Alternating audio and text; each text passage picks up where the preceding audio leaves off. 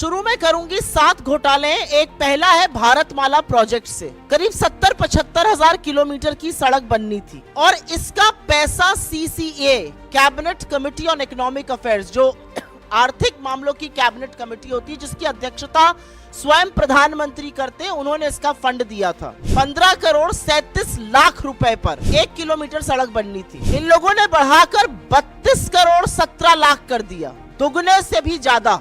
तो भारतमाला में दुगनी करी लागत और हर तरह के फर्जीवाड़ा करके भगवान जाने किसको किसको ये टेंडर दिए गए, जिन्होंने सेफ्टी कंसल्टेंट्स तक नहीं रखे, एस्क्रो अकाउंट से हेरा फेरी हुई। फिर यही द्वारका एक्सप्रेसवे में स्वीकृत लागत जो थी वो करीब 18 करोड़ प्रति किलोमीटर थी। उसकी कीमत 250 करोड़ प्रति किलोमीटर हो गई। कहां 18 करोड़ प्रति किलोमीटर स्वीकृत और कहां 250 करोड़ प्रति किलोमीटर। तीसरी, टोल में लूट।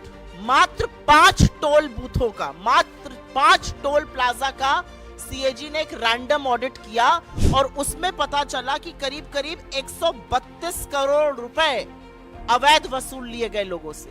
ये मात्र 5 टोल प्लाजाओं की बात कर रही हूं। अगर पूरे देश के टोल प्लाजाओं का ऑडिट हो जाए तो सोचिएगा कितना लाखों करोड़ों का गबन हुआ है। आयुष्मान भारत, ये तो घोटालों का योजना निकली।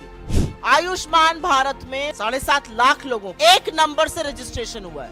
एक नंबर से 7.5 लाख लोगों का रजिस्ट्रेशन।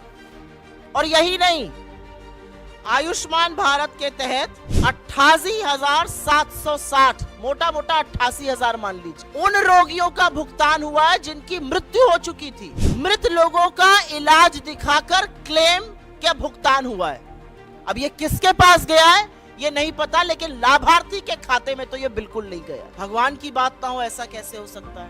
और वो राम जो सबके आराध्य है। जमीन में जितनी दलाली भारतीय जनता पार्टी के नेता, SDM, कानूनगो सब मिलकर कर सकते थे, बड़े बड़े नेता, ट्रस्ट के लोग, वो तो खूब हुई। वो आप लोगों ने देखा और सरकार की बेशर्मी कह लीजिए या थेथराई कह लीजिए, एक शब्द उस पर बोला नहीं गया। अब पता चल रहा है कि अयोध्या डेवलपमेंट प्रोजेक्ट में भी खूब धांधली हो रही है। और धांधली ऐसी वैसी नहीं हो रही है। पैसा जो जनता का है वो जा रहा है ठेकेदारों के गल्ले में, अनुचित लाभ पहुंचाया जा रहा है। ऐसे ऐसे ठेकेदारों को GST का भुगतान हो रहा है जिनका रजिस्ट्रेशन कैंसिल हो चुका है। सिंचाई विभाग ने तो ऐसे लोगों को ठेका दे दिया जो अयोग्य थे।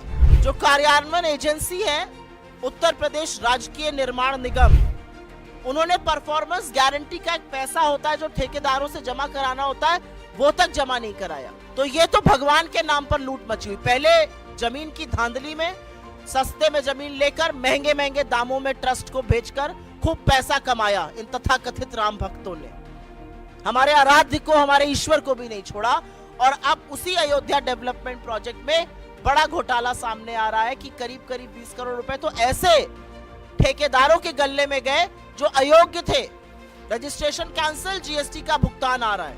ग्रामीण विकास मंत्रालय, रूरल डेवलपमेंट मिनिस्ट्री, ये छठा घोटाला सामने आया।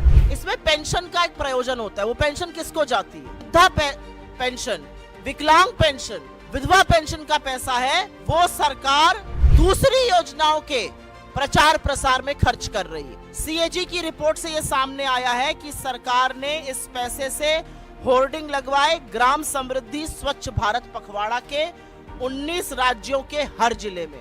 और अंत में HAL को भी घसीटा है CAG ने। विमान इंजन की डिजाइन प्रोडक्शन की खामियों का गंभीर आरोप लगा है, जिससे करीब राजस्व को 154 करोड़ रुपए का नुकसान हुआ है।